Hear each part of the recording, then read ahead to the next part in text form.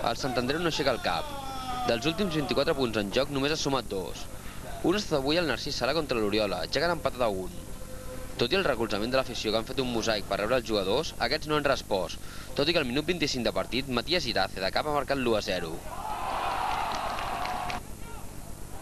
Però just un minut abans del descans, Sergio Santamaría perd una pilota tonta al mig del camp, i això ha acabat amb aquest potent xut de Cases al fons de la porteria. A la segona part, res de res. L'ocasió més clara és aquest xut de Jordi Martínez a les mans del porter Roca.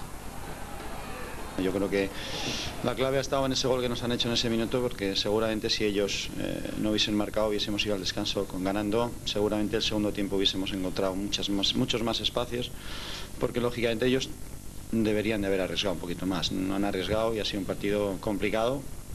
El Sant Andreu continua complicant-se la Lliga i cada cop és més a prop del pou de la classificació, quan la intenció a inici de temporada era l'ascens.